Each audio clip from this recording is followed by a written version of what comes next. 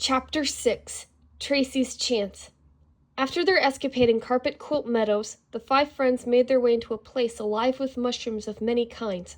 Some mushrooms were as tall as trees, while others were as small as bushes. Many had white dots on their caps, but some had stripes or a flower shape instead. They were all different shades of red, green, blue, purple, teal, and indigo. The rays of sunlight that shone through the canopy made the whole area look like an underwater world. Everyone gazed around in pure awe. "This must be Mushroom Forest," Little Engine marveled. "It's just like Rusty described." She felt Richard climbing out onto her smoke box and looked at him. "What are you doing?" "Getting a better look," Richard replied before standing on Little Engine's side. "Careful," she cautioned before once again gazing at their surroundings. "Whoa!" Richard looked into Little Engine's eyes, and Blaze looked up at AJ and Gabby. All of Dreamland was nothing like they'd ever seen before, and this was by far the most beautiful part of it they had seen. "Hey, look at that one!" Richard pointed to a bright white mushroom that was shining like a star. The others oohed at the extra fluorescent fungus. The kids had their respective trains stopped so they could hop out and get a closer look. They took turns touching the glowing white cap. "Awesome!" Richard breathed. "They'll never believe this back home." He went back to Little Engine and stepped back into her cab. "Even Axel City's gonna have a hard time believing this," AJ predicted as he and Gabby hopped back into Blaze. "Speaking of Axel City, how's everything going back there?" Gabby inquired. "Fine so far," AJ replied, "but it'll be better once Swoops takes us home. It won't be long before we get back to him and Watts now." "But how will Swoops retrace our path?" Gabby wondered. AJ shrugged. "I guess we'll have to figure that part out when we return." As they exited Mushroom Forest, Little Engine thought about the word Gabby had used, the word retrace. It had sparked some familiarity that she couldn't quite place at first. Then it hit her. Tracy. What? Richard raised an eyebrow. AJ, Gabby, and Blaze gave Little Engine similar looks which made her feel shy. "Sorry, I just remembered my real name. Blaze asked earlier, and it's Tracy." "Oh," Richard said quietly. Blaze smiled. "I think Tracy is a much nicer name for you than Little Engine." AJ and Gabby agreed. Richard wasn't so sure, but he didn't feel like arguing against it. "Thanks, but it's not a cool name as Blaze," Tracy replied. Blaze was quick to respectfully disagree. "Yes, it is." The next stretch of Dreamland the five friends went through was a wheat field with patches of purple mist lingering just above it. There was plenty of room between the wheat and the tracks, so Blaze was currently a monster machine. "Yoo-hoo!" called a voice from around the bend. "Hello! Hello! Stop!" It was the clown and the other toys from the birthday train. AJ pressed down on Blaze's brake pedal, and Tracy applied her brakes. Richard fell backward in Tracy's cab as she skidded forward. Most of the toys scattered, but the toy clown, Beverly, stayed where she was, holding out her purple, orange polka-dotted handkerchief and flinching. Tracy stopped just short of her and gasped. "Sorry, is everyone all right?" "Well, let's hope so," replied Beverly, standing in front of Tracy and putting her fists on her hips. Richard got up in Tracy's cab as Beverly went on. Okay, nobody panic. Follow the sound of my nose." She then proceeded to honk her nose a few times. The toy soldier hopped out from behind a rock and saluted Beverly. "Major reporting, sir." The clown saluted back. "At ease, Major, and for the record," she briefly lowered her voice to a whisper, "I'm not a sir. I'm a ma'am." "Yes, of course, sir. Ma'am, sir," Major stuttered. The toy airplane flew around and hovered near Beverly. "Ace, there you are. You okay?" Ace nodded and flew off. "Jillian, is that you?" Beverly asked, looking over at the ballerina doll who had landed on her blonde-bobbed head and was doing a handstand. Jillian got up, embarrassed. "Pardon me, my caboose is showing." Two small teddy bears burst out laughing. A larger one put his paws on his hips. "Charlie, Abby." Charlie and Abby only stopped laughing to say, "It's a train joke, Dad." Beverly looked around. "Lou? Bud?" The two giraffes had their heads stuck in the wheat.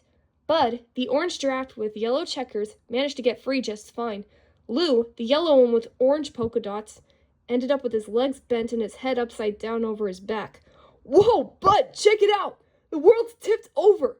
Everything's sideways!" Lou tilted his head and laughed.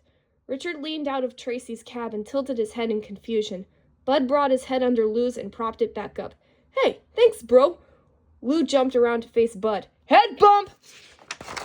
The two giraffes bumped heads in a fist bump style manner. "Hey, shouted the dress-up doll, shooing the rubber ducks out of her purse. Get out of here, you feathered varmint! The rubber ducks hopped away, letting out squeaks that sounded like laughter. Squeaky! Clean! Suds! Lather! Beverly called out, causing the 4 ducks to stop in their tracks. Now how many times do we have to tell you? Stay out of Polyester's purse! Squeaky, Clean, Suds, and Lather hung their heads in shame. Polyester shook her head. Where's Hudson? Has anyone seen Hudson? Beverly asked. Hudson! Hudson! Hudson the sock monkey appeared on her back. You don't have to shout, Beverly. I'm right here. Then he hopped down. Okay, trains and toys talk? Richard asked. Tracy nodded. In Dreamland they do. Beverly saw the toys staring and turned to see Richard, AJ, Gabby, and Blaze. Hey! She walked up to Richard. You're the real kids in the monster truck. We heard about you from a couple of trains on their way to dig out the tunnel. Hudson wasn't so excited to see them. No doubt they're the reason for our sudden derailment. Derailment? Your train came off the tracks? Tracy inquired. I'm afraid so. The switcher started going crazy and he ran off into the ditch. Beverly made gestures with her hands for emphasis. Maybe we can help, Tracy offered. Moments later, Richard and Gabby were trying to repair any damage on Engine 35. Keyword trying. Engine 35 was feeling ticklish and laughing, much to the chagrin of Caboose.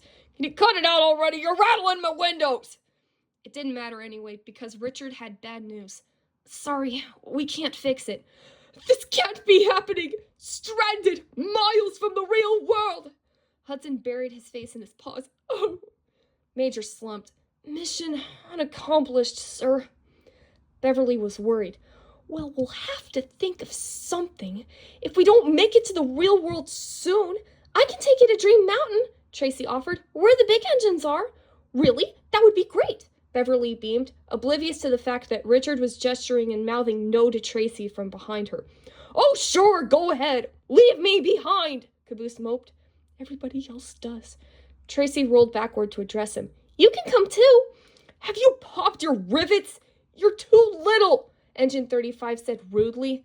You won't last 5 minutes out there with a load to haul.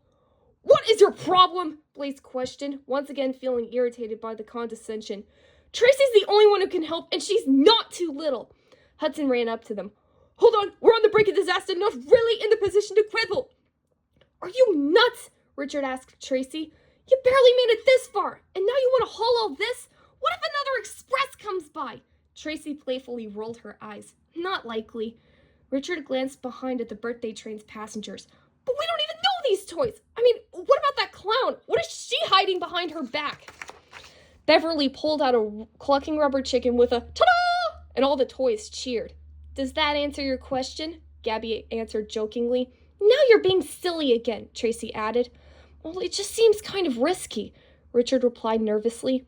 Some things are worth the risk, Tracy told him gently. Yeah, like doing the right thing, AJ agreed. After the friends left the birthday train, Neona arrived to pick up Engine 35 and take him back to the train yard. Let me guess, the monster truck derailed you. No, actually, he tried to help me get back on track, Engine 35 chuckled.